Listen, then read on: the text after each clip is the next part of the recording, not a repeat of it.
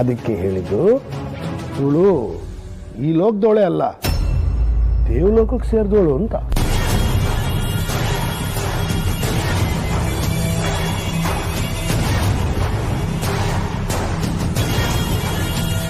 ದೇವರ ಅಂಶ ಇದೆ ಇವಳಲ್ಲಿ. ಅದಕ್ಕೆ ಇವಳು ಇಂಥ ಕೆಲಸ ಮಾಡಕ್ ಹೊರಟಿರೋದು ಅಲ್ವಾ ಶಿವಾನಿ?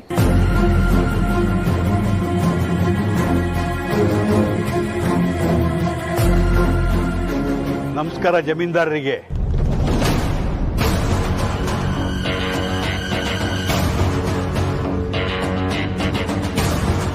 ನನಗೆ ಆಚಾರ್ಯರ ಜೊತೆ ಒಳ್ಳೆ ಒಡನಾಟ ಇತ್ತು. ಈಗ ಗೊತ್ತಾಗ್ಬಿಡುತ್ತೆ ಎಲ್ಲ ಸುಳ್ಳು ಇಲ್ಲಿಗೆ ಮುಗಿದು ಹೋಗುತ್ತೆ. ನೀವು ಬಂದ ವಿಚಾರ ಗೊತ್ತಾಯ್ತು, ಹಾಗೆ ಒಂಚೂರು ಕೆಲಸನೂ ಇತ್ತು, ಹಾಗೆ ನಿಮ್ಮನ್ನು ಮಾತಾಡ್ಸ್ಕೊಂಡು ಹೋಗೋಣ ಅಂತ ಬಂದೆ. ನೀವು ಬಂದಿರೋ ವಿಚಾರನ ಶಾನ್ ಬೋಗ್ರೆ ಹೇಳಿದ್ರು. ಬನ್ನಿ ಆಚಾರ್ಯ, ಕೂತ್ಕೊಳ್ಳಿ.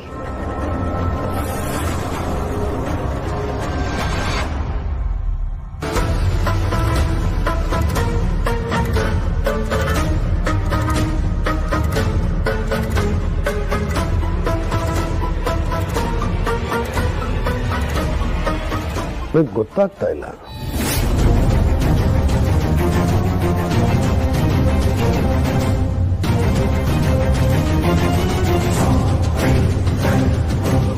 ಏನ್ ಗೊತ್ತಾಗ್ತಿಲ್ಲ? ಇವ್ರು ಯಾರು ಅಂತ ಗೊತ್ತಾಗ್ತಿಲ್ವಾ ಬಾಬಾಜಿ ನಿಮ್ಗೆ?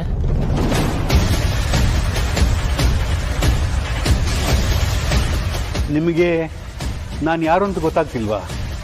ನೀವು ಊರಿಂದ ಹೋಗಿ ಇನ್ನು 6 ತಿಂಗಳಾಗಿಲ್ಲ, ಅಷ್ಟು ಬೇಗ ನನ್ನನ್ನು ಮರೆತುಬಿಟ್ರಾ?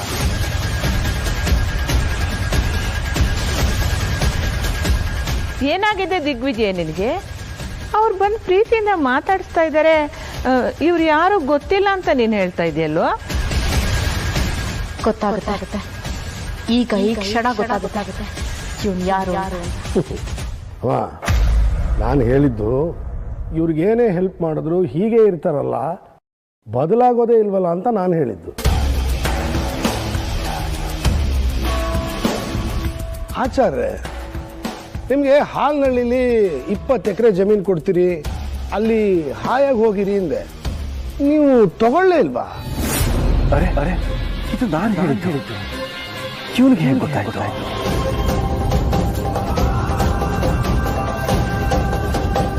ವಾಸ ಮಾಡ್ತಾ ಇಲ್ವೇನ್ರಿ ನೀವು? ಮತ್ತೆ ಇದೇ ಊರಲ್ಲಿದ್ದೀರಾ? ಅವನು ವೇಷದಲ್ಲಿದ್ದೀನಿ ಅಷ್ಟೇ.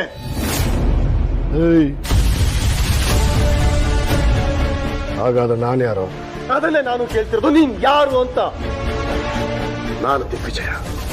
ಅದು ನನಗೂ ಗೊತ್ತು, ನಿನಗೂ ಗೊತ್ತು.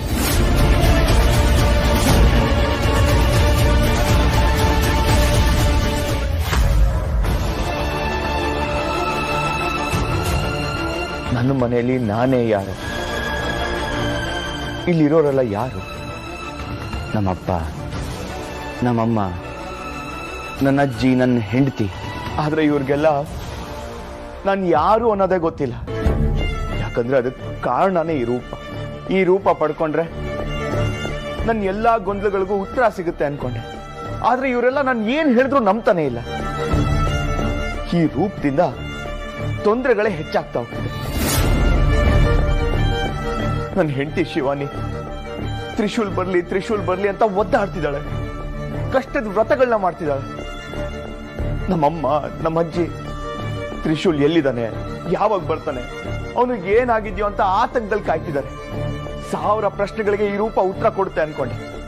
ಆದ್ರೆ ಏನಾಯ್ತು? ಏನೂ ಪ್ರಯೋಜನ ಆಗ್ಲಿಲ್ಲ.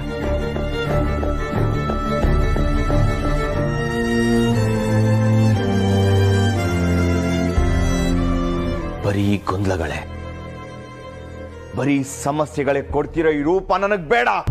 ಹೋಗ್ತೀನಿ, ಈಗ್ಲೇ ಹೋಗ್ತೀನಿ. ನನ್ನ ಮೂಲ ರೂಪ ಪಡ್ಕೊಳ್ತೀನಿ. ಈ ಮನೆಗೆ ಮನೆ ಮಗ ತ್ರಿಶೂಲ್ ಆಗಿ ವಾಪಸ್ ಬರ್ತೀನಿ. ಇವ್ರುಗಳು ಯಾರು ಅಭಯ್ನ ಒಪ್ಪದೇ ಇರ್ಬೋದು, ನನ್ನ ಶಿವಾನಿ ಅಭಯ್ ಮಾತನ್ನ ನಂಬದೇ ಇರ್ಬೋದು. ತ್ರಿಶೂಲ್ ಆಗಿ ವಾಪಸ್ ಬರ್ತೀನಿ.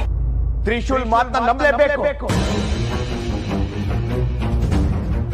ಆ ವಿಶೇಷ ಒಂದು ಹಾವು ಅವನು ಮಯೂರಿನ ಮದುವೆ ಆಗಿ ಸಾಯಿಸೋ ಯೋಚನೆ ಇದ್ದಾನೆ. ಇದನ್ನ ಅಭಯ ಆಗಿ ಹೇಳಿದ್ರೆ ನಂಬಲಿಲ್ಲ. ಹೋಗ್ತೀನಿ, ತ್ರಿಶೂಲ್ ರೂಪ ಪಡ್ಕೊಂಡು ಬರ್ತೀನಿ. ಆಗ ಶಿವಾನಿ ನಾನು ಈ ವಿಷಯ ಹೇಳಿದ್ರೆ ನಂಬಲೇಬೇಕು. ನಂಬ್ತಾಳೆ. ಹೌದು, ಈಗಲೇ ಹೋಗ್ತೀನಿ.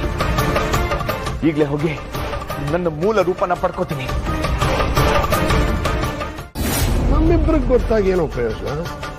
ಮನೆಯವ್ರಿಗೆಲ್ಲ ಗೊತ್ತಾಗ್ಬೇಕಲ್ಲ. ನೀನೇ ಹೇಳು, ಎಲ್ರನ್ನೂ ಕರಿತೀನಿ, ನೀನೇ ದಿಗ್ವಿಜಯ ಅಂತ ಹೇಳು. ಗೋವಿಂದ, ದಮಯಂತಿ, ಅಮ್ಮ ಎಲ್ರು ಬನ್ನಿ. ಇವನೇನೋ ಸೀಕ್ರೆಟ್ ಹೇಳ್ಬೇಕಂತ.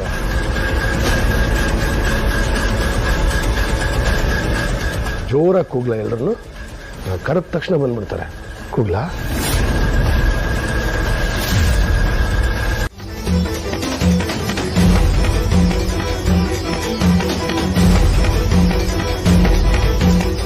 ದಟ್ಟ ಕಾಡಲ್ಲಿ ಇವನೇನ್ ಮಾಡ್ತೀಯಾನೆ?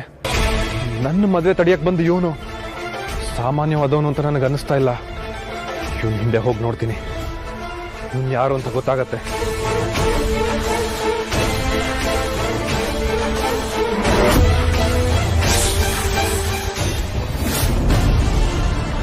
ಸ್ವಾಮಿಗಳೇ, ಸ್ವಾಮಿಗಳೇ, ಸ್ವಾಮಿಗಳೇ, ಎಲ್ಲಿದ್ದೀರಾ ಸ್ವಾಮಿಗಳೇ?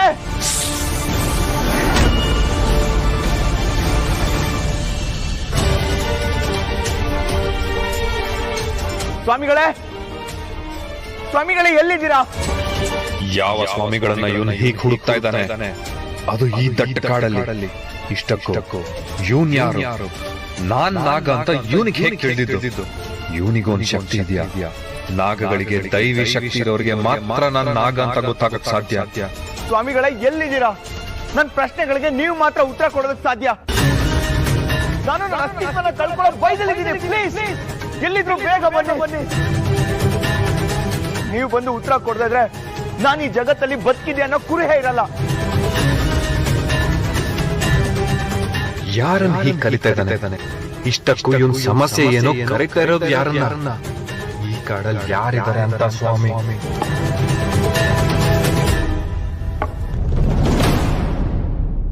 ಜೈ ಭೋಲೆನಾಥ.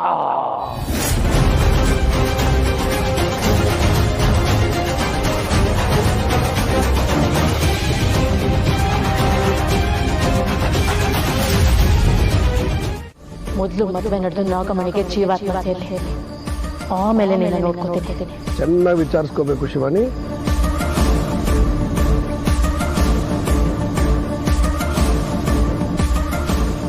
ಮದುವೆಗೆ ಸಂಬಂಧಪಟ್ಟ ಎಲ್ಲ ವಿಷಯನೂ ಚೆನ್ನಾಗಿ ಗಮನಿಸ್ಕೋಬೇಕು ಶಿವಾನಿ. ನಾನು ಹೇಳ್ತಾ ಇರೋದು ಸರಿ ತಾನೆ? ಹಾ,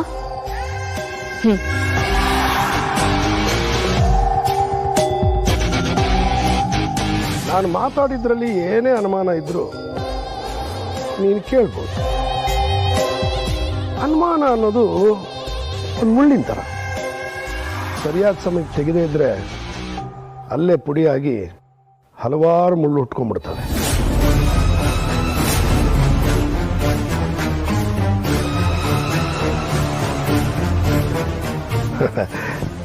ನಿನಗೆ ಅರ್ಥ ಆಗಿದೆ ಅಂತ ಅನ್ಕೋತೀನಿ.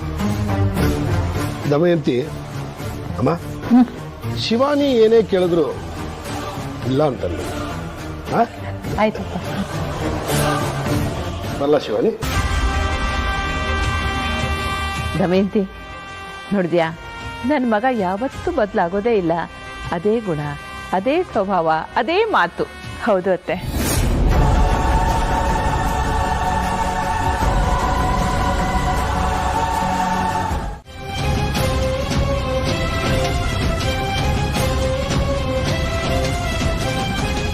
ನಿಮ್ಮ ಲೋಕದ ಗುರುಗಳಿಗೆ ಈ ಲೋಕದ ಈ ಅಭಯ ಹತ್ರ ಏನ್ ಮಾತು? ಇವರಿಬ್ರು ಸಂಬಂಧ ಏನು ಅಂತ ಅರ್ಥ ಆಗ್ತಾ ಇಲ್ವಲ್ಲ. ನನಗೂ ಅದೇ ಕಾಡ್ತಿರೋ ಪ್ರಶ್ನೆ ಮೋಹಿನಿ.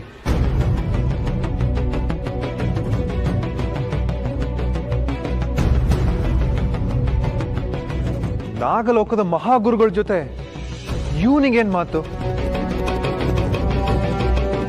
ಇವನ್ ಕಣ್ಣಿಗೆ ನಾನ್ ನಾಗಂತರ ಕಾಣಿಸಿದ್ ಹೇಗೆ? ನಿನ್ ಮುಂದೆ ಯಾರೇ ಬಂದ್ರು ಸಂಹಾರ ಮಾಡ್ತಾ ಇದ್ದೆ. ಅಂಥದ್ರಲ್ಲಿ ಇವನ್ನ ಸುಮ್ನೆ ಬಿಟ್ಟಿದ್ಯಾ ಅಂದ್ರೆ ಇವನಲ್ಲೂ ಒಂದು ಕಂಡು ಕಾಣದ ಏನೋ ಒಂದು ಶಕ್ತಿ ಇರ್ಬೋದು. ಏನಿದು? ಇವ್ರು ಏನ್ ರಹಸ್ಯದ ಬಗ್ಗೆ ಮಾತಾಡ್ತಿದ್ದಾರೆ? ಏನು ಗೊತ್ತಾಗ್ತಾನೆ ಇಲ್ವಲ್ಲ?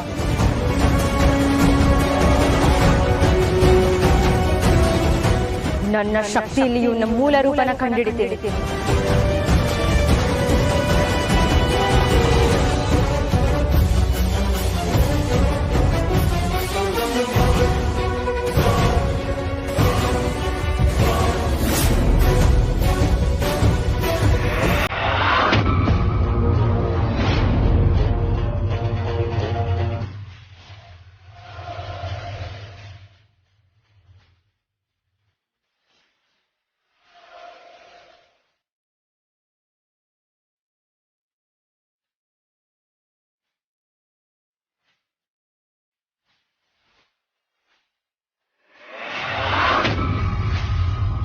ಶೇಷ, ಅವ್ನು ನಿನ್ನ ನೋಡಿದಾಗ ಏನ್ ಹೇಳ್ತಾ ಇದ್ದ?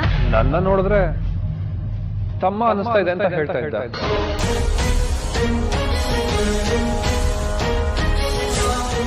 ನಿನಗೆ ನನಗಿತ್ತು ಅವನ್ನ ನೋಡಿದಾಗ? ಯಾವ್ದೋ ಜನ್ಮದಲ್ಲಿ ಅವ್ ನನ್ನ ಅಣ್ಣ ಅನ್ನೋ ತರ ಅನ್ನಿಸ್ತಾ ಇತ್ತು. ಹಾಗಾದ್ರೆ ಅದು ನಿಜ ಶೇಷ. ಬೇರೆ ಯಾರು ಅಲ್ಲ, ನಿನ್ನ ಅಣ್ಣ ಆದಿಶೇಷನೇ.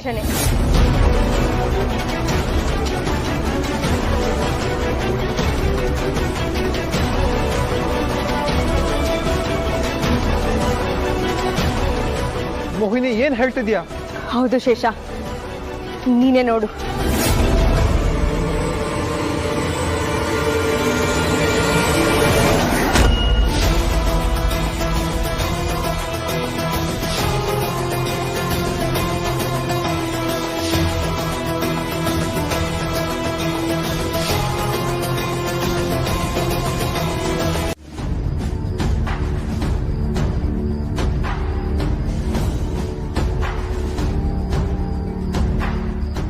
ಬೇಡ ಅಂತ ನನ್ನ ಹತ್ರ ಅಭಯ್ ಅವರು ಅಷ್ಟೆಲ್ಲ ವಾದ ಮಾಡಿದ್ರು. ಅಲ್ಲಿ ಮಯೂರಿ ಹತ್ರನೂ ಹೋಗಿ ಮದುವೆ ಆಗ್ಬೇಡ ಅಂತ ಹೇಳಿದ್ದಾರೆ. ನಾನು ಅವ್ರ ಮೇಲೆ ತುಂಬಾ ರೇಗ್ಬಿಟ್ಟೆ. ಆಮೇಲೆ ಅದು ದಿಗ್ವಿಜಯ್ ಬಂದ ಅಂತ ಎಲ್ಲ ಗಮನ ಅವನ ಕಡೆ ಹೋಯ್ತು. ಆದ್ರೆ ಈಗ ಅಭಯ್ ಅವ್ರು ಎಲ್ಲಿಗೆ ಹೋಗಿದ್ದಾರೆ? ಅವ್ರ ಮನೇಲಿ ಇಲ್ಲ ಅಂದ್ರೆ ನನ್ನ ಮನ್ಸಿಗೆ ಏನೋ ಒಂಥರ ಸಂಕಟ ಒತ್ತಾಟ ಆಗ್ತಿದೆಯಲ್ಲ. ಯಾಕೆ ಹೀಗೆಲ್ಲ ಆಗ್ತಿದೆ? ಇಷ್ಟಕ್ಕೂ ಅವ್ರು ಯಾಕೆ ಮನೆಯವ್ರನ್ನೆಲ್ಲ ಅಜ್ಜಿ, ಅಮ್ಮ, ಗೋವಿಂದ್ ಮಾವ ಅಂತ ಅಷ್ಟು ಆತ್ಮೀಯವಾಗಿ ಕರೆದ್ರು? ಅದು ಮನಸ್ಸಿಂದ ಕರೆದ ಹಾಗಿತ್ತು ಅಂತ ಗೊತ್ತಾಗ್ತಿಲ್ಲ ನನಗೆ. ಯಾಕೋ ಅಭಯ್ ಅವ್ರ ಹತ್ರ ತುಂಬಾ ಮಾತಾಡ್ಬೇಕು ಅನ್ಸ್ತಿದ್ಯಲ್ಲ.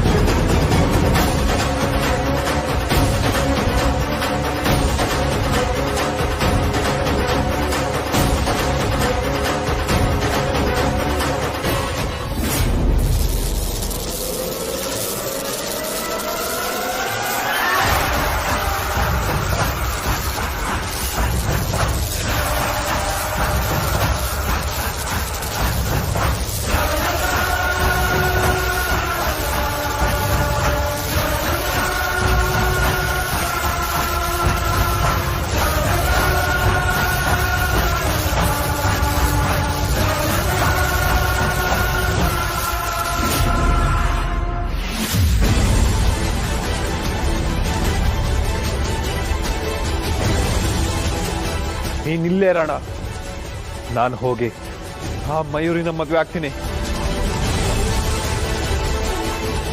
ನಿನ್ನ ಆಶೀರ್ವಾದ ನನ್ನ ಮೇಲೆ ಇರ್ಲಣ್ಣ.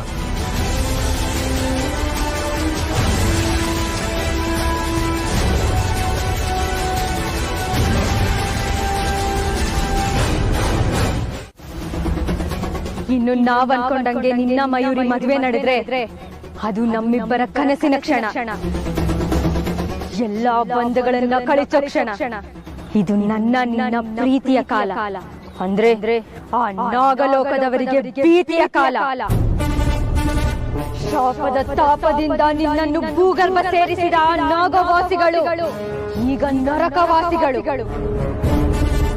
ಶೇಷ, ನಮ್ಮಿಬ್ಬರನ್ನ ದೂರ ಮಾಡಿ ನಮ್ಮನ್ನು ಮರೆತು ಬಾಳುತ್ತಿರುವ ನಾಗವಾಸಿಗಳು ಇನ್ನು ನಮ್ಮ ಸೇಡಿನ ಜ್ವಾಲೆಗೆ ಇಡೀ ನಾಗಲೋಕ ಸುಟ್ಟು ಭಸ್ಮವಾಗಲೇಬೇಕು. ಆ ಸುಟ್ಟು ಭಸ್ಮವಾದ ನಾಗಲೋಕವನ್ನು ನೋಡಿ ನಾನು ನೀನು ಆನಂದದ ನೃತ್ಯ ಮಾಡಬೇಕು. ಆಗಲೇ ನನಗೆ ತೃಪ್ತಿ, ಆಗಲೇ ನನಗೆ ಮುಕ್ತಿ.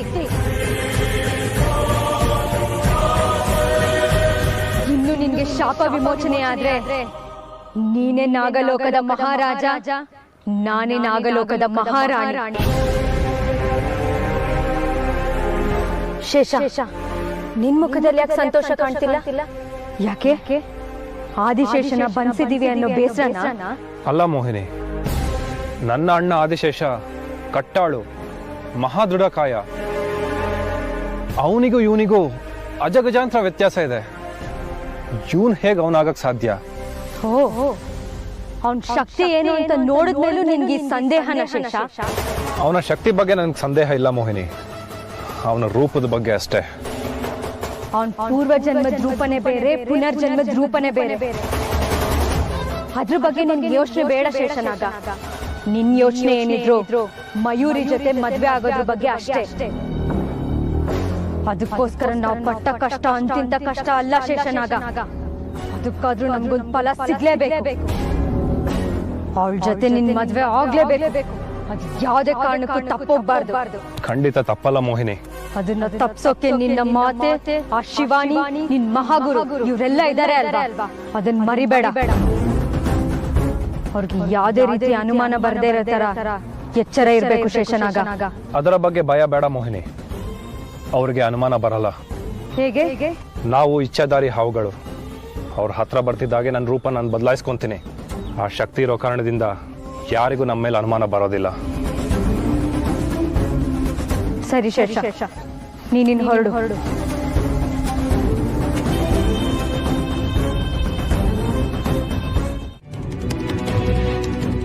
ನಮ್ಮ ಗೆಲುವಿಗೂ ಅಭಯ್ ಅವರ ಇರುವಿಕೆಗೂ ಇರೋ ಸಂಬಂಧ ಏನು ಅಂತ ಸ್ವಾಮಿಗಳನ್ನ ಕೇಳಿದ್ರೆ ಅದು ಸಂಬಂಧ ಅಲ್ಲ, ಬಿಡಿಸಲಾರ್ದ ಬಂಧ.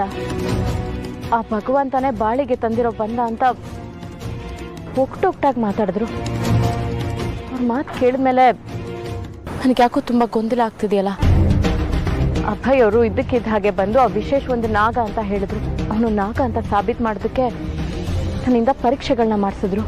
ಆದರೆ ಪ್ರತಿಯೊಂದು ಪರೀಕ್ಷೆಯಲ್ಲೂ ಅವನು ನಾಗ ಅಲ್ಲ, ಸಾಧಾರಣ ಮನುಷ್ಯ ಅಂತ ಸಾಬೀತಾಯಿತು. ಅದು ಖಚಿತ ಆದ್ಮೇಲೂ ಈ ಅಭಯ್ ಅವರ ಅನುಮಾನ ದೂರ ಆಗ್ಲಿಲ್ವಲ್ಲ. ಅಭಯ್ ಅವ್ರಿಗೆ ಬಂದಿರೋ ಅನುಮಾನ ಸ್ವಾಮಿಗಳ ಮನಸ್ಸು ಕೆಡಿಸಿದೆ ಅಂದಮೇಲೆ ನನ್ನ ಮುಂದಿನ ಹೆಜ್ಜೆನ ನಾನು ತುಂಬ ಎಚ್ಚರದಿಂದ ಇಡಬೇಕು. ಮೊದಲು ಆ ವಿಶೇಷನ ಸ್ವಾಮಿಗಳ ಹತ್ರ ಕರ್ಕೊಂಡು ಹೋಗ್ಬೇಕು. ಕರ್ಕೊಂಡು ಬರ್ತೀನಿ.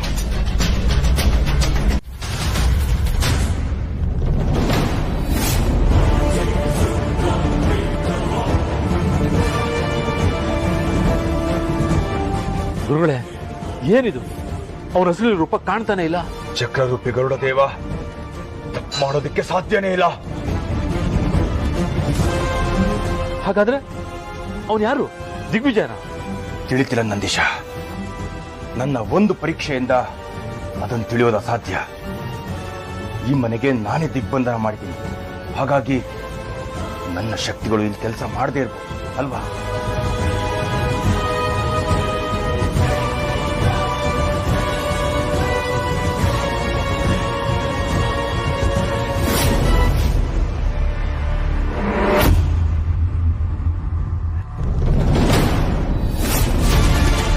ಇದೇನು ಗುರುಗಳೇ?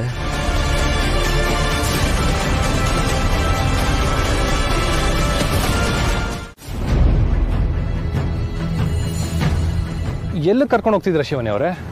ನಾವೊಂದ್ ಕಡೆ ಹೋಗ್ಬೇಕು ಅಂತ ಹೇಳಿದ್ನಲ್ಲ. ಅದೇ ಎಲ್ಲಿಗೆ? ಕಾಳಿಪುರ ಬೆಟ್ಟದ ಮೇಲಿರೋ ದೇವಸ್ಥಾನಕ್ಕೆ. ದೇವಸ್ಥಾನಕ್ಕ? ಅಲ್ಲಿಗೆ ನಾನು ಬರ್ಬೇಕಾ? ದೇವಸ್ಥಾನ ಅಂದ ತಕ್ಷಣ ಯಾಕೆ ಹೀಗೆ ಬೆಚ್ಚ ಬಿದ್ದೋಂತರ ಆಡ್ತಾ ಇದ್ದಾನೆ? ನೋಡಿ ವಿಶೇಷ್, ಅದು ಬೆಟ್ಟದ ಮೇಲಿರೋ ಮಹದೇಶ್ವರ ಸ್ವಾಮಿ. ಅಲ್ಲಿಗೆ ಮದ್ವೆ ಆಗ್ಬೇಕಾಗಿರೋರು ಹೋಗಿ ಆಶೀರ್ವಾದ ತಗೊಂಡ್ರೆ ಎಲ್ಲ ಒಳ್ಳೇದಾಗತ್ತೆ. ಹೌದಾ? ನಾವು ಮಾತ್ರ ಹೋಗ್ತಿದೀವ ಅಥವಾ ಮಯೂರಿನೂ ಬರ್ತಾಳ?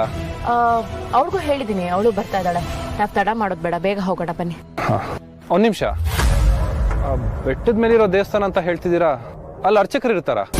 ಹೌದು, ಅಲ್ಲಿ ಮಹಾಸ್ವಾಮಿಗಳಿದ್ದಾರೆ. ಅವರು ಮಹಾಶಿವನ ಆರಾಧಕರು. ದೇವಸ್ಥಾನಕ್ಕೆ ಹೋಗಿ ಅವ್ರ ಆಶೀರ್ವಾದ ತಗೊಂಡ್ರೆ ಸರ್ವ ಫಲ ಪ್ರಾಪ್ತಿ. ಬನ್ನಿ ಹೋಗೋಣ.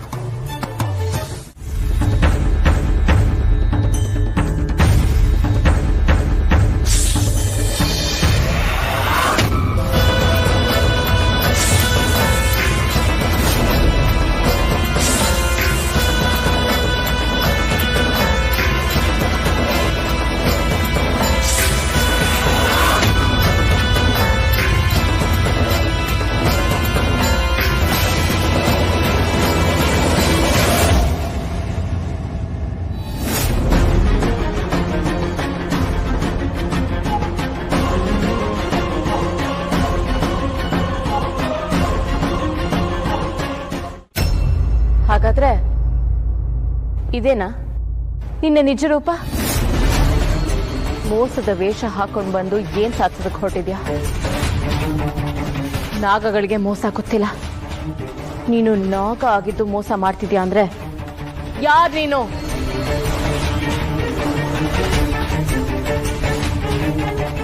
ಮಯೂರಿನ ನೀನು ಮದ್ವೆ ಆಗ್ತಿರೋದು ಯಾಕೆ?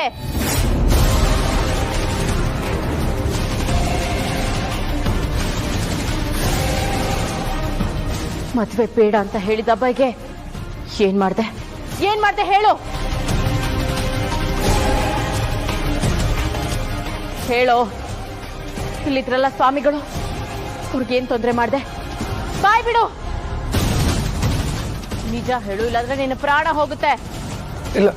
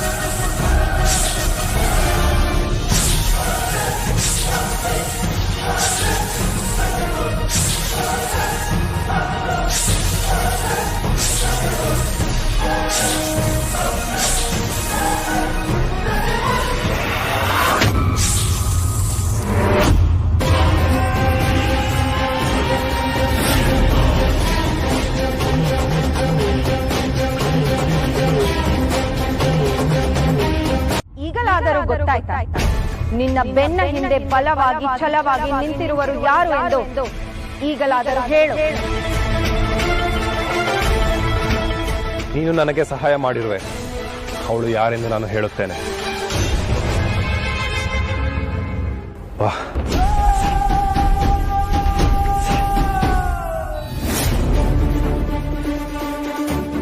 ಏನಾಯ್ತು ಶಿವಾನಿ? ಇಲ್ಲಿಗೇಕೆ ಕರೆದುಕೊಂಡು ಬಂದೆ? ನಾಗಮಾತ, ಒಂದು ದೊಡ್ಡ ಸಮಸ್ಯೆ ಎದುರಾಗಿದೆ. ಸಮಸ್ಯೆ? ಆ ದಿಗ್ವಿಜಯ್ ಹಾಗೆ ಬಂದವನೇ ಮದ್ವೆ ತಯಾರಿ ಶುರು ಮಾಡಿ ಅಂತ ಹೇಳ್ತಾ ಇದ್ದಾನೆ. ಅದಕ್ಕೆ ನನಗೆ ಆತಂಕ ಆಗ್ತಾ ಇದೆ. ಆತಂಕ? ಆತಂಕವೇಕೆ ಶಿವಾನಿ?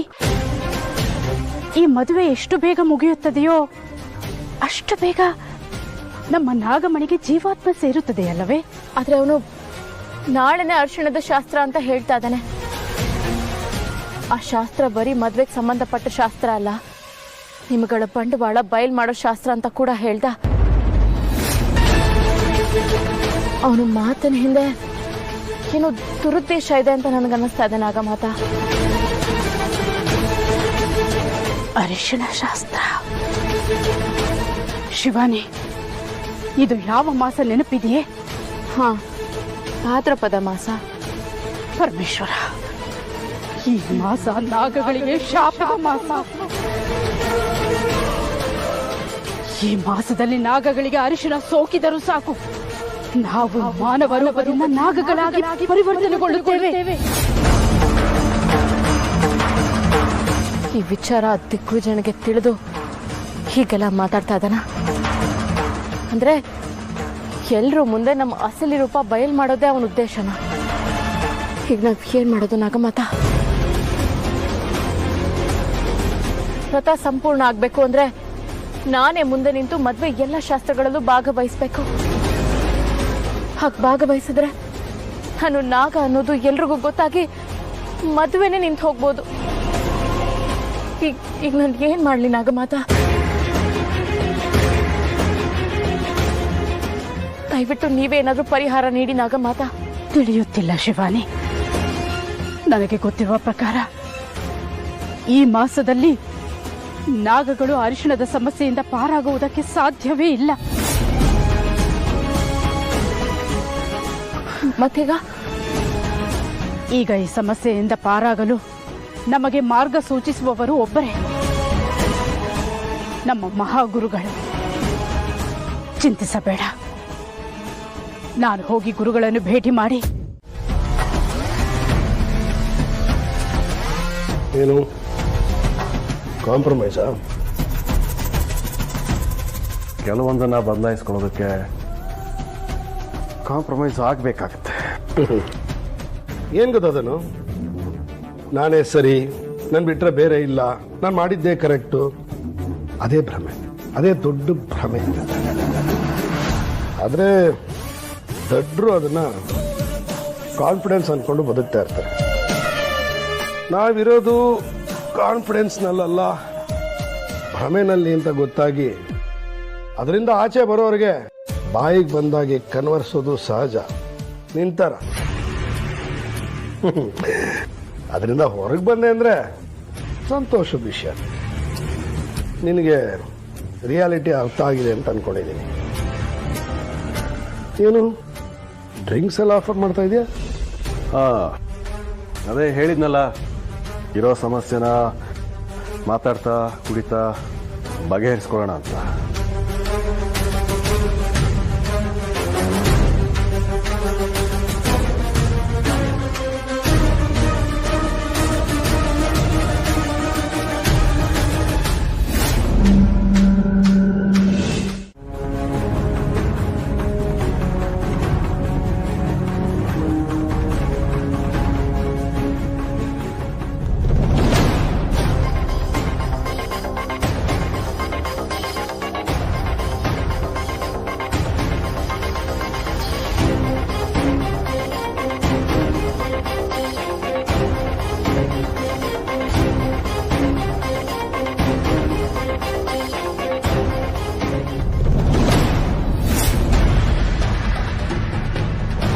ಅರೆ ಮಯೂರಿ, ಶಿವಾನಿ ಮದುವೆ ಮಾಡಿಸಬೇಕೆಂದು ಹೊರಟಿರುವುದು ಈ ಹುಡುಗಿನೇ ಅಲ್ಲವೇ? ಇದೇನಿದು? ಯಾರನ್ನು ತಬ್ಬಿಕೊಂಡಿದ್ದಾಳಲ್ಲ. ಛೆ, ಒಬ್ಬನನ್ನು ಪ್ರೀತಿಸಿ ಮತ್ತೊಬ್ಬನೊಡನೆ ಮದುವೆ. ಇವಳಿಗೋಸ್ಕರನಾ ಶಿವಾನಿ ಇಷ್ಟೊಂದು ಕಷ್ಟಪಡುತ್ತಿರುವುದು?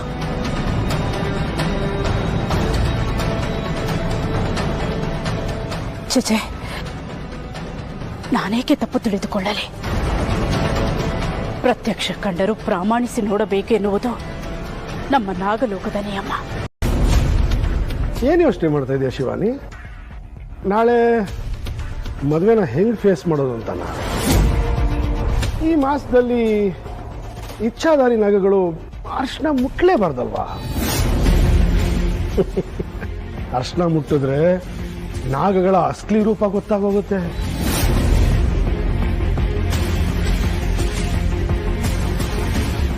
ಅಂದ್ರೆ ನೀನು ನಾಗಿಣಿಯಾಗಿ ಬದಲಾಗ್ತೀಯ ಅಂತ.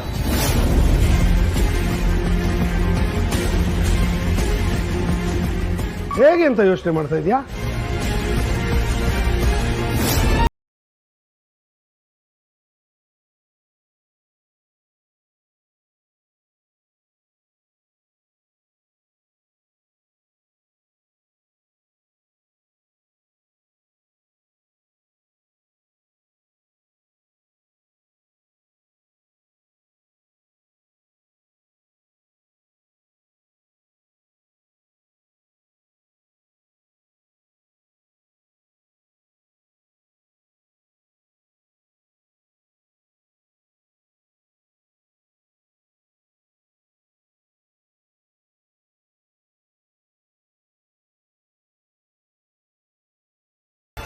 ಎಲ್ಲ ಹಾವಿನ ಥರ ಆಗಿದೆ.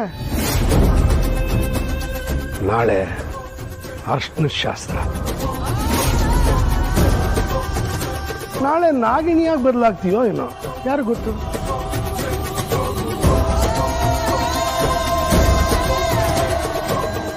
ಕೈ ಮೇಲೆ ಒಂಚೂರಿದೆ, ಒರೆಸ್ಕೋ. ಈಗೇನೋ ಒರೆಸ್ಕೊಂಬಿಟ್ಟೆ. ನಾಳೆ ಮಯೂರಿ ಅರಶಿನ ಶಾಸ್ತ್ರ. ನೀನೊಳಗೆ ಅರಶಿನ ಹಚ್ಚಲೇಬೇಕಲ್ಲ.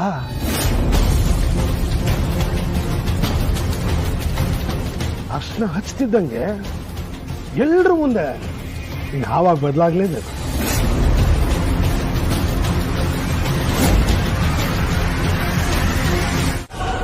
ಬಿಡಲ್ಲ, ನಾನು ಸುಮ್ಮನೆ ಬಿಡಲ್ಲ.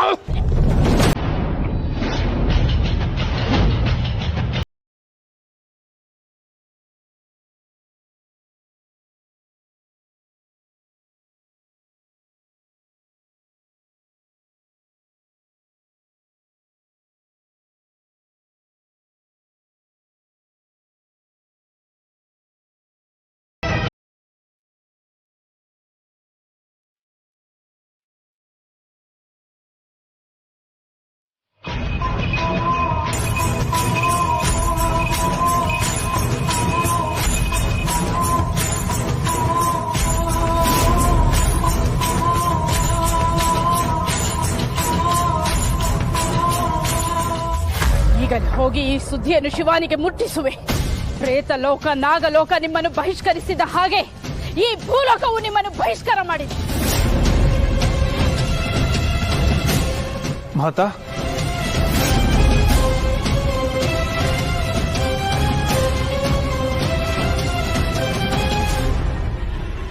ಮಾತಾ, ದಯವಿಟ್ಟು ಆ ತಪ್ಪನ್ನು ಮಾಡಬೇಡಿ. ನಾನು ಅವಳನ್ನು ನಿಜವಾಗ್ಲೂ ಪ್ರೀತಿಸಿದ್ದೆ, ಅವಳನ್ನು ಮದುವೆ ಆಗಲು ಬಯಸಿದ್ದೆ. ಅದನ್ನು ನೀವು ತಡೆದಿದ್ದೀರಿ. ಈಗ ನಾನು ಅವಳು ಮತ್ತೆ ಒಂದಾಗುವ ಕಾಲ ಬಂದಿದೆ. ನಮ್ಮದು ನಿಜವಾದ ಪ್ರೀತಿ, ಅದಕ್ಕೆ ನಾವಿಬ್ಬರೂ ಸೇರುತ್ತಿದ್ದೇವೆ.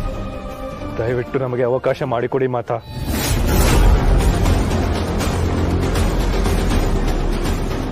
ನಿಮ್ಮ ಪ್ರೀತಿಯನ್ನು ನಿಜ ಮಾಡುವುದಕ್ಕೆ ಇನ್ನೊಂದು ಪ್ರೀತಿಯನ್ನು ಸುಳ್ಳು ಮಾಡಬೇಕಾ? ಇನ್ನೊಂದು ಪ್ರೀತಿಯನ್ನು ಸಾಯಿಸಬೇಕಾ?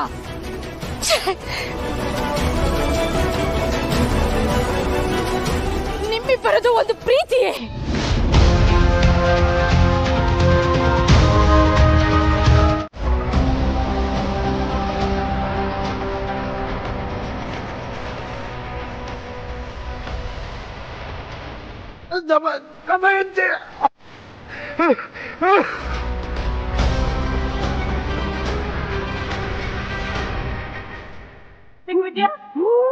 ಏನಾಯ್ತಪ್ಪ ಮಗನೇ? ಏನಾಯ್ತು?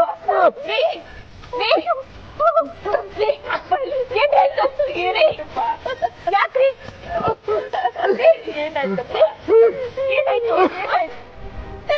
ಏನಾಯ್ತಪ್ಪ? ಬುಜ್ಜಿ ಏನಾಯ್ತು? ಏನಾಯ್ತು ಮಗನೇ? ಹೇಳೋ, ಮಾತಾಡೋ. ಏನಾಯ್ತು?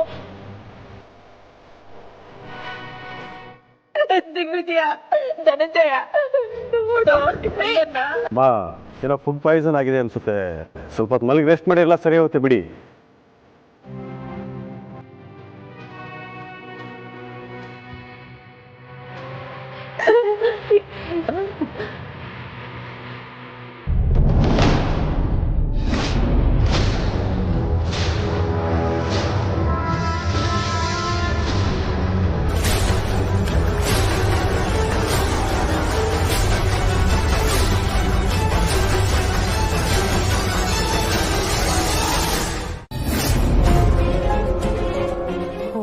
ನಮಃ ಶಿವಾಯ. ಓಂ ನಮಃ ಶಿವಾಯ. ಪರಮೇಶ್ವರ,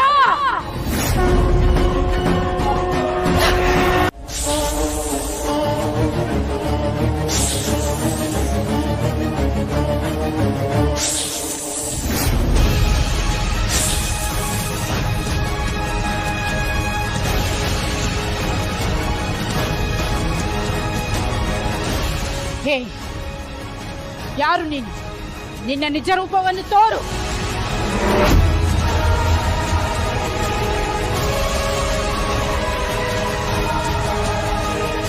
ಶಿವಾನಿ, ನೀನಾ?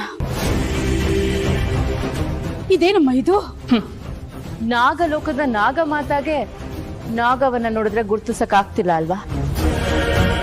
ಪ್ರತಿ ಬಾರಿ ನಾಗಲೋಕ, ನಾಗಮಣಿ, ನನ್ನ ಮಕ್ಕಳು, ಅದು ಬಿಟ್ರೆ ಬೇರೆ ಯೋಚನೆನೇ ಇಲ್ಲ ಅಲ್ವಾ ನಿಮ್ಗೆ? ಶಿವಾನಿ, ಏಕೆ ಹೀಗೆ ಮಾತನಾಡುತ್ತಿರುವೆ? ಈ ರೀತಿ ಮಾತನಾಡುತ್ತಿರುವುದು ನೀನೇನಾ? ಯಾವತ್ತೋ ಮಾತಾಡ್ಬೇಕಾಗಿದ್ದನ್ನ ಇವತ್ತು ಮಾತಾಡ್ತಾ ಇದ್ದೀನಿ ನಾಗಮಾತಾ. ಒಳ್ಳೇದಾಗುತ್ತೆ ಒಳ್ಳೇದಾಗುತ್ತೆ ಅಂತ ಕಾದ ದಿನಗಳೆಷ್ಟು, ಕ್ಷಣಗಳೆಷ್ಟು, ಕಷ್ಟಪಟ್ಟ ದಿನಗಳೇ ಎಷ್ಟು. ಇನ್ನು ಯಾರೋ ಕೊಡೋ ಆಜ್ಞೆಗೆ ನನಗೆ ತಲೆ ಬಾಗಿ ಬದುಕೋಕ್ಕಾಗಲ್ಲ ನಾಗಮಾತಾ. ನಾನಿಲ್ಲಿಗೆ ಬಂದಿರೋದು ಆದಿಶೇಷನ್ಗೋಸ್ಕರ ಅಲ್ಲ, ನಾಗಲೋಕಕ್ಕೋಸ್ಕರನೂ ಅಲ್ಲ. ನಾನು ಬಂದಿರೋದು ನಾಗಮಣಿಗೋಸ್ಕರ. ಹಾಗಾಗಿ ಯಾರ ಮದ್ವೆ ಯಾರ ಜೊತೆ ನಡೆದ್ರು ನನಗೆ ಯಾವ ಚಿಂತೆನೂ ಇಲ್ಲ. ಶಿವಾನಿ, ನೀನಾ ಈ ರೀತಿ ಮಾತನಾಡುತ್ತಿರುವುದು? ಹೌದು, ನನಗ್ ಬೇರೆ ದಾರಿ ಇಲ್ಲ. ನಾನು ನಿಮ್ಮನ್ನ ಬಂಧಿಸ್ಲೇಬೇಕು.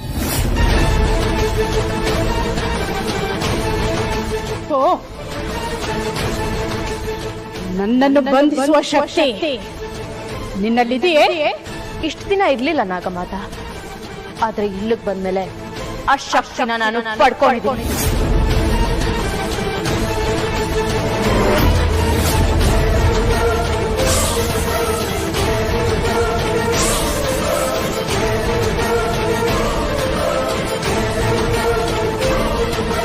ಶಿವಾನಿ,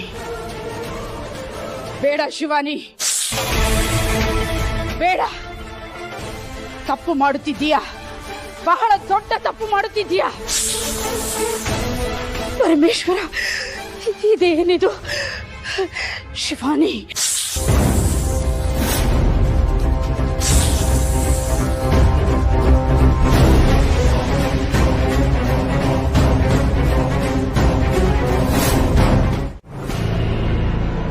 ಗೊತ್ತಿಲ್ಲಮ್ಮ, ಫುಡ್ ಪಾಯ್ಸನ್ ಆಗಿರುತ್ತೆ ಬಿಡು.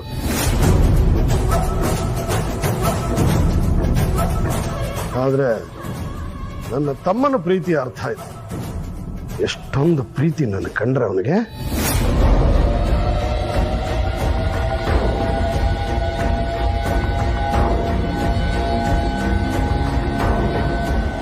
ಸದ್ಯ ನಿನಗೇನು ಆಗದೆ ಇರ್ಲಿ ಅಂತ ದೇವ್ರ ಹತ್ರ ನಾನು ಬೇಡ್ಕೊಂಡಿದ್ದೆ. ಇರು, ತುಪ್ಪ ದೀಪ ಹಚ್ಚಿ ಬರ್ತೀನಿ. ಅಲ್ಲ ಬಾವಜಿ, ಇದ್ದಕ್ಕಿದ್ದ ಹಾಗೆ ಹೀಗೆ ಯಾಕಾಯ್ತು? ಗೊತ್ತಿರೋರೇ ಹೇಳ್ಬೇಕು. ನಿನಗ್ ಗೊತ್ತಾ ಧನಂಜಯ?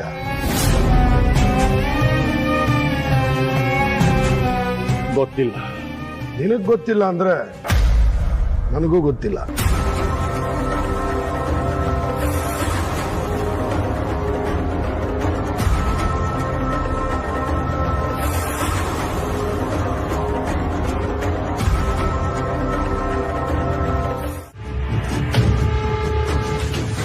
ದಿಗ್ವಿಜಯ,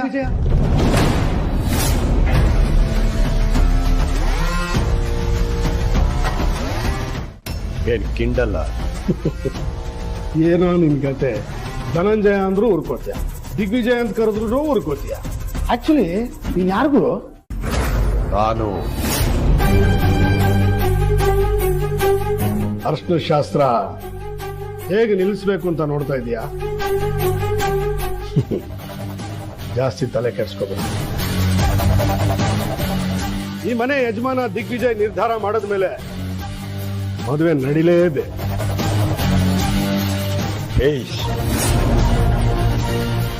ನೀನು ದಿಗ್ವಿಜಯ ಅಲ್ಲ, ನಾನು ದಿಗ್ವಿಜಯ.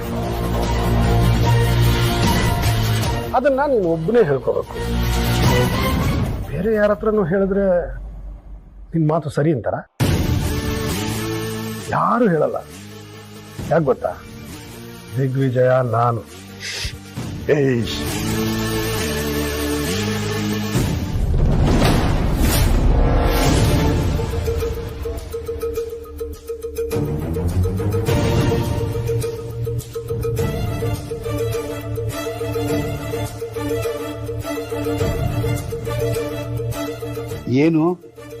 ಅಣ್ಣ ತಮ್ಮ ಇಬ್ರು ಸೀರಿಯಸ್ ಆಗಿದ್ದೀರಿ ಅನ್ಸುತ್ತೆ. ತಮಾಷೆ ಮಾಡ್ತಾ ಇದ್ದಾನೆ. ಜನ ಎಲ್ಲ ನಾನು ಧನಂಜಯ, ಇವನು ದಿಗ್ವಿಜಯ ಅಂತ ಅನ್ಕೊಂಡ್ಬಿಟ್ಟಿದಾರಂತೆ. ಯಾರೋ ಇವನ್ನ ದಿಗ್ವಿಜಯ ಅಂತ ಕೂಗ್ಬಿಟ್ರಂತೆ. ಅದು ಹೇಗೆ ಹಾಗೆ ಹೇಳೋಕ್ ಸಾಧ್ಯ? ನೀವು ದಿಗ್ವಿಜಯನೇ, ಇವರು ಧನಂಜಯನೇ. ಇದು ಹಗಲ್ನಷ್ಟೇ ಸತ್ಯ.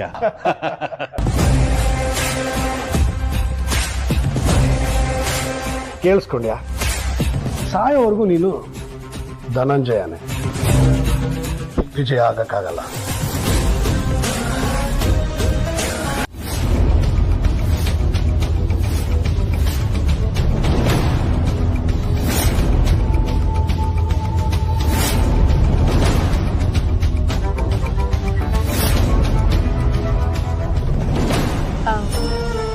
ವಿಶೇಷ್, ಒಬ್ರು ಮುಖ್ಯವಾದ ವ್ಯಕ್ತಿನ ಪರಿಚಯ ಮಾಡಿಸ್ತೀನಿ ಅನ್ನಲ್ಲ, ಇವ್ರೆ. ಇವ್ರು ನನಗೆ ತುಂಬಾ ಮುಖ್ಯವಾದವರು. ನನಗೆ ಅಮ್ಮ ಇದ್ದ ಹಾಗೆ. ಅಮ್ಮ, ಇವ್ರೆ ವಿಶೇಷ್, ಮಯೂರಿನ ಮದುವೆ ಆಗ್ತಿರೋ ಗಂಡು. ನಮಸ್ತೆ ಅಮ್ಮ. ನಮಸ್ತೆಪ್ಪ.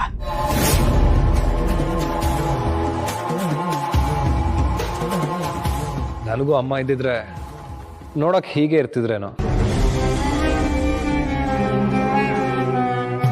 ಯಾಕಪ್ಪ ಹಾಗಂತಿದ್ಯಾ?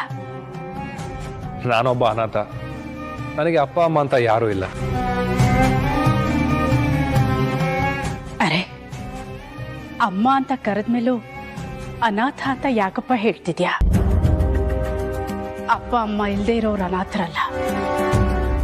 ಎಲ್ರೂ ಇದ್ದು ಎಲ್ರಿಂದ ದೂರ ಬದುಕ್ತಾರಲ್ಲ, ಅವರು ಅನಾಥರು. ನಿನ್ನ ನೋಡಿದ್ಮೇಲೆ ನನ್ನ ಮಗನ್ ನೋಡಿದ ಹಾಗೇನೆ ಆಗ್ತಿದೆ. ಇಷ್ಟಪಟ್ಟ ಹುಡುಗಿನೇ ಮದುವೆ ಆಗ್ತಿದ್ಯಾ? ಒಳ್ಳೇದಾಗ್ಲಿ. ವಿಶೇಷ್, ನೀವು ಹೋಗಿ ಬೇಗ ಶಾಸ್ತ್ರಕ್ಕೆ ತಯಾರಾಗಿ ಬನ್ನಿ.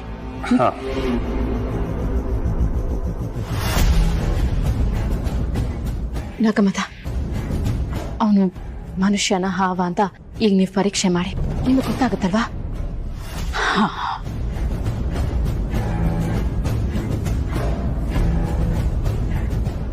ಓಂ ನಮಃ ಶಿವಾಯ.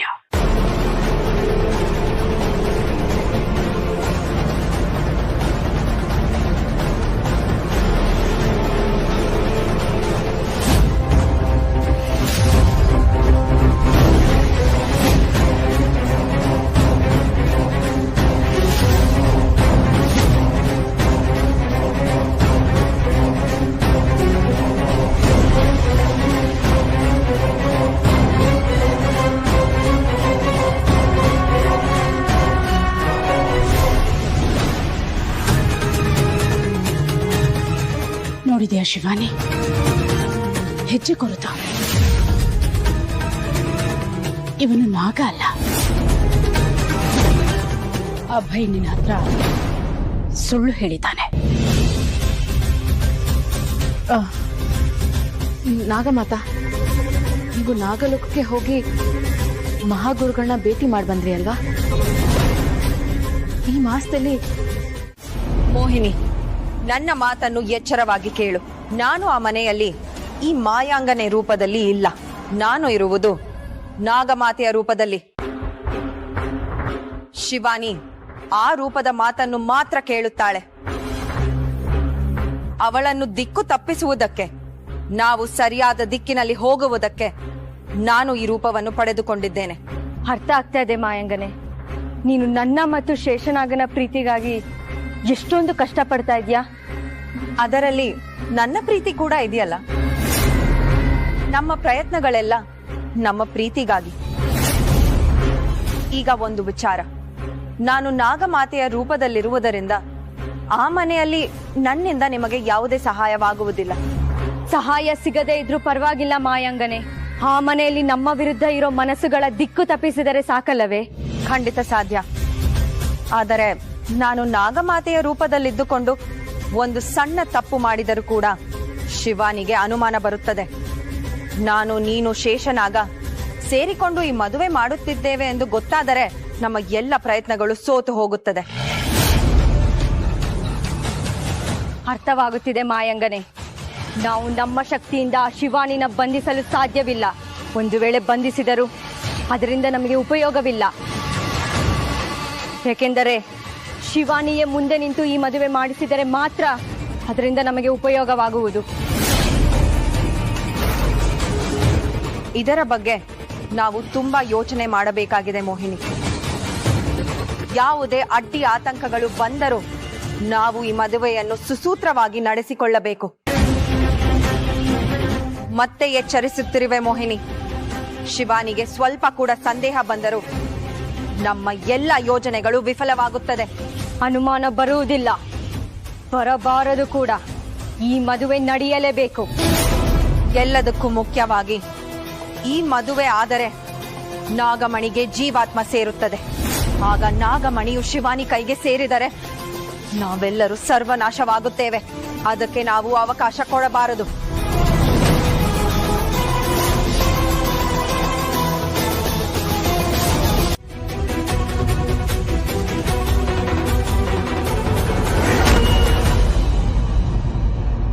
ಸ್ವಾಮಿಗಳೇ, ಸ್ವಾಮಿಗಳೇ, ಎಲ್ಲಿದ್ದೀರಾ? ಎಲ್ಲಿದ್ದೀರಾ ಸ್ವಾಮಿಗಳೇ? ನೀವ್ ಹೀಗ್ ಮಾಡೋದು ಸರಿನಾ? ಪ್ರತಿ ಸತಿ ನನಗೆ ಸಮಸ್ಯೆಗಳಿದ್ದಾಗ, ಗೊಂದಲಗಳಿದ್ದಾಗ ನೀವ್ ನನ್ ಎದುರಿಗೆ ಬಂದು ನನಗೆ ಪರಿಹಾರ ಕೊಡ್ತಿದ್ರಿ. ಆದ್ರೆ ಇವತ್ತು ನಾನು ತುಂಬಾ ಕಷ್ಟದ ಪರಿಸ್ಥಿತಿಲಿದ್ದೀನಿ ಸ್ವಾಮಿಗಳೇ. ಅಭಯವರು ಕಾಣಿಸ್ತಾ ಇಲ್ಲ ಅನ್ನೋ ಚಿಂತೆ ಒಂದ್ ಕಡೆ ಇದ್ರೆ, ನಾಗಮಾತನ ವರ್ತನೆ ವಿಚಿತ್ರವಾಗಿದೆ ಅನ್ನೋ ಚಿಂತೆ ಇನ್ನೊಂದ್ ಕಡೆ. ಅಭಯವರು ಹೇಳಿದ್ದು ನಿಜ ಆಗಿರ್ಬೋದೇನೋ ಅನ್ನೋ ಗೊಂದಲ ಬೇರೆ. ಈ ಪ್ರಶ್ನೆಗಳೆಲ್ಲ ನನ್ನ ಸುತ್ತುತ್ತಾ ಇವೆ ಸ್ವಾಮಿಗಳೇ. ದಯವಿಟ್ಟು ಎಲ್ಲಿದ್ರು ಬಂದು ನನಗೆ ಪರಿಹಾರ ನೀಡಿ ಸ್ವಾಮಿಗಳೇ. ನನ್ನ ಪ್ರಶ್ನೆಗಳಿಗೆ ಉತ್ತರ ಕೊಡಿ. ಪರಮೇಶ್ವರ, ಎಂತ ಪರಿಸ್ಥಿತಿಗೆ ತಂದೆತ್ತಿದ್ಯಾ ನನ್ನನ್ನ? ಮದುವೆ ಮಾಡಿಸಿದ್ರೆ ಪುಣ್ಯ ಅಂತ ಹೇಳಿದ್ರು. ಆದ್ರೆ ಸರಿಯಾದ ವ್ಯಕ್ತಿ ಜೊತೆ ಮದುವೆ ಮಾಡಿಸಿದ್ರಷ್ಟೇ ಪುಣ್ಯ ಸಿಗುತ್ತೆ ಅಲ್ವಾ? ಪುಣ್ಯದ ವಿಚಾರಕ್ಕಿಂತ ನನ್ನಿಂದ ಒಂದು ಹೆಣ್ಣಿನ ಬದುಕು ಹಾಳಾಗ್ತಾ ಇದೆ ಅನ್ನೋ ಸಂಕಟ. ಆ ಹೆಣ್ಣಿನ ಬದುಕು ಹಾಳಾಗ್ತಾ ಇರೋದನ್ನ ತಡೆಯೋ ಶಕ್ತಿ ನನಗಿದ್ರು ಏನು ಮಾಡಕ್ಕಾಗದೆ ಅಸಹಾಯಕಳಾಗಿ ನಿಂತಿದ್ದೀನಿ ಅನ್ನೋ ನೋವು ಪರಮೇಶ್ವರ. ನಾನ್ ಏನ್ ಮಾಡ್ಲಿ ಅಂತಾನೆ ನನಗೆ ಗೊತ್ತಾಗ್ತಿಲ್ಲ. ಯಾರು ಕಾಣಿಸ್ತಿಲ್ಲ. ಈಗ ನನ್ ಪಾಲಗಿರೋದು ನಾಗಮಾತ ಒಬ್ರೆ. ಆದ್ರೆ ಅವ್ರ ವರ್ತನೆ ಕೂಡ ವಿಚಿತ್ರವಾಗಿದೆಯಲ್ಲ. ನನ್ ಏನ್ ಮಾಡ್ಲಿ ಪರಮೇಶ್ವರ? ನನಗೇನಾದ್ರೂ ದಾರಿ ತೋರ್ಸು ತಂದೆ.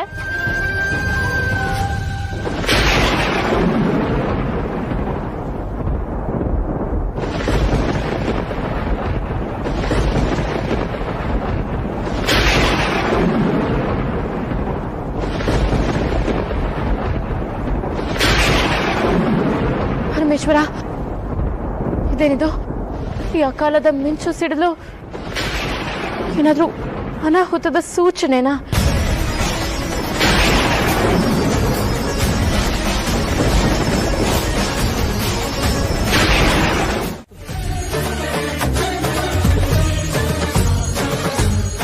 ಇವತ್ತು ಶುಕ್ರವಾರ, ಮಯೂರಿ ಮದುವೆ. ಹೇಗಾದ್ರೂ ಮಾಡಿ ಅದನ್ನ ತಡಿಬೇಕು.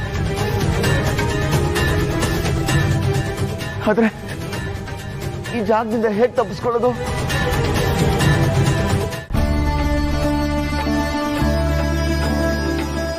ಅಯ್ಯೋ ಪರಮೇಶ್ವರ, ಇದೇನಾಯ್ತು ನನಗೆ? ಈ ಮದುವೆ ನಡೆಯಕೂಡದು. ಕಾಪಾಡು ತಂದೆ.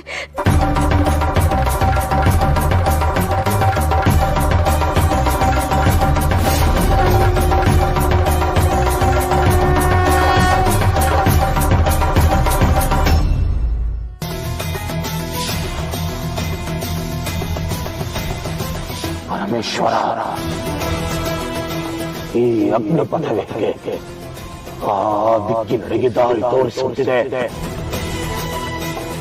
ಎಲ್ಲ ನಿನ್ನ ಇಚ್ಛೆ.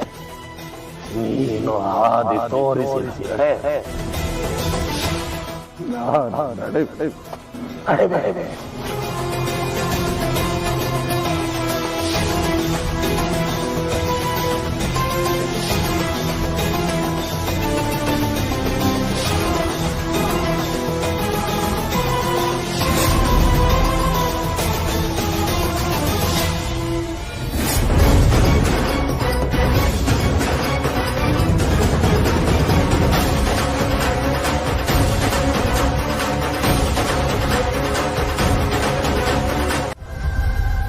ಅಮ್ಮ, ಅಭಯ್ ಅಭಯ್ ಎಲ್ಲಿ ಹೋಗಿದ್ದೆ ನೀನು? ಅಯ್ಯೋ ಆ ವಿಷಯ ಬಿಡಿ.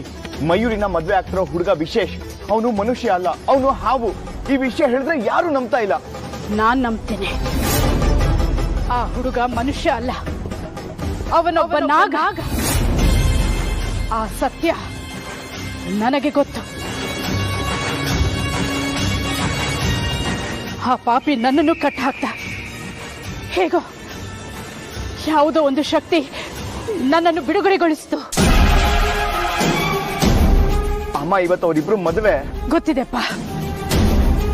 ಯಾವುದೇ ಕಾರಣಕ್ಕೂ ಈ ಮದುವೆ ನಡೀಕೂಡ್ದು. ಆ ಮದುವೆ ನಡೆದ್ರೆ ಘೋರ ಅನಾಹುತನೇ ಆಗೋಗುತ್ತೆ. ಹೌದಮ್ಮ, ಈ ಮಾತನ್ನ ಹೇಳಿದ್ರೆ ಶಿವಾನಿಯವ್ರು ನಂಬ್ತಾನೆ ಇಲ್ಲ. ಆ ಶಿವಾನಿಗಂತೂ ಅರ್ಥನೇ ಆಗ್ತಿಲ್ಲ.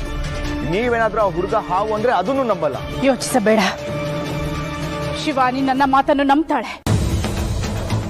ನಡೀಪ, ಆದಷ್ಟು ಬೇಗ ಹೋಗಿ ಈ ಮದುವೆ ನಿಲ್ಸೋಣ. ಪರಮೇಶ್ವರ, ದಾರಿ ತೋರಿಸು. ಈ ಮದುವೆ ನಡೀತಾ ಇರೋ ಹಾಗೆ ನೋಡ್ಕೋ.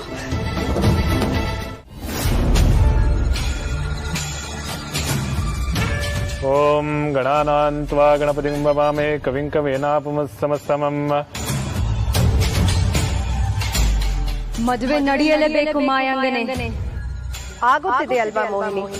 ಹೊರನೋಟಕ್ಕೆ ಎಲ್ಲವೂ ಸರಿಯಾಗಿ ಕಾಣಿಸ್ತಿದೆ ಮಾಯಾಂಗನೆ. ಆದರೆ ಸಮಸ್ಯೆ ಯಾವ ಕಡೆಯಿಂದ ಬೇಕಾದರೂ ಬರಬಹುದು.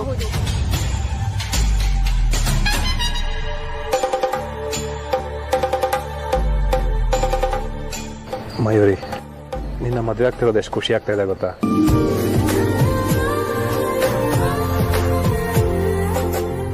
ಏನು ಇನ್ನು ತಾಳಿನೇ ಕಟ್ಟಿಲ್ಲ, ಆಗ್ಲೇ ಪಿಸು ಪಿಸು ಅಂತ ಮಾತಾಡ್ತಾ ಇದ್ದೀರಲ್ಲ, ಏನು? ಏನೂ ಇಲ್ಲ. ನಮಃ ಸೂರ್ಯಾಯ ಚಂದ್ರಾಯ ಮಂಗಳಾಯ ಬುಧಾಯ ಚ ಗುರು ಶುಕ್ರ ಶನಿಭ್ಯಶ್ಚ ರಾಹವೇ ಕೇತುವೆ ನಮೋ ನಮಃ.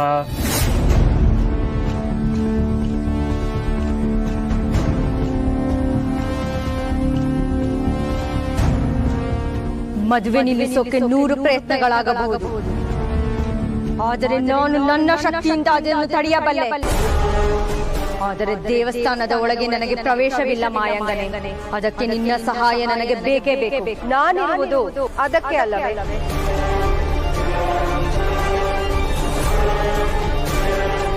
ಯಜಮಾನರು ಬಂದಿಲ್ಲ, ಏನೋ ವಿಚಿತ್ರ ನಡೀತಾ ಇದೆಯಲ್ಲ. ಏನೋ ನಡೀತಾ ಇದೆ ಅಲ್ಲಿ. ನಾಗಮಾತ ಹೀಗೆ ಮಾಡೋಕ್ ಸಾಧ್ಯನೇ ಇಲ್ಲ. ಮತ್ತೆ ಅವ್ರ ರೂಪದಲ್ಲಿ ಬೇರೆ ಯಾರೋ ಬಂದಿದಾರ? ಅಲ್ಲ, ಈ ಮಾಯಾಂಗನೆ ಇರುವಾಗ ನಾಗಮಾತ ಇರಲ್ಲ, ನಾಗಮಾತ ಇದ್ದಾಗ ಮಾಯಾಂಗನೆ ಇರಲ್ಲ. ಅಂದ್ರೆ ಈ ಮಾಯಾಂಗನೇನೆ ನಾಗಮಾತನ ರೂಪದಲ್ಲಿ ಬಂದಿದ್ದಾಳ.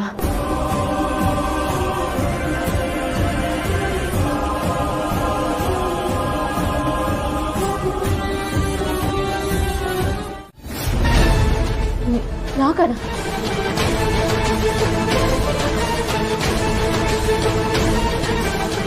ಏನು ಯೋಚನೆ ಮಾಡುತ್ತಿರುವ ಶಿವಾನಿ? ಬೇಗ ಹೋಗು, ಈ ಮದುವೆಯನ್ನು ನಿಲ್ಲಿಸು.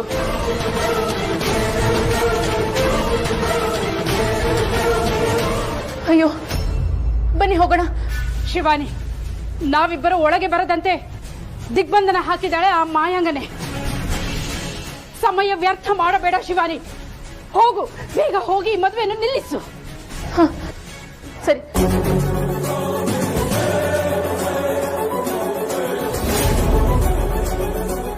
ಪರಮೇಶ್ವರ,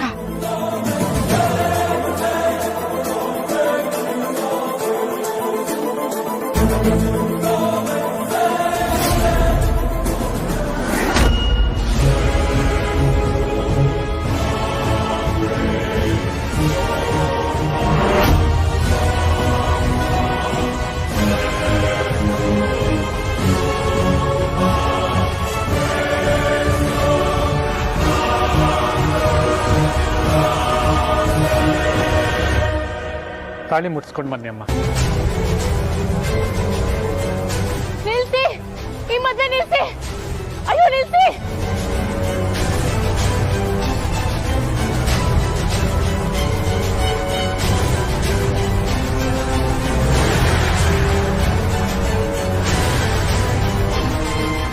ಈ ಮದ್ವೆ ನಡಿಬಾರ್ದು, ನಿಲ್ಸಿ. ಅವ್ನು ಮನುಷ್ಯ ಅಲ್ಲ, ಅವನು ನಾಗ. ಮದ್ವೆ ನಿಲ್ಸಿ.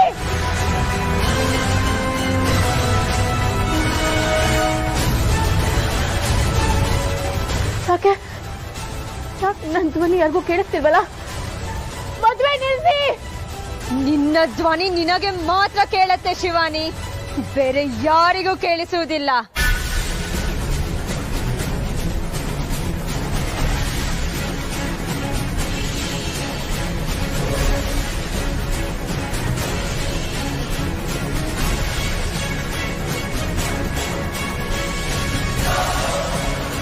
ತಾಳಿ ಕಟ್ಟಿ. ಬೇಡ ಬೇಡ, ಈ ಮದ್ವೆ ನಡಿಬಾರ್ದು. ನಿಲ್ಸಿ.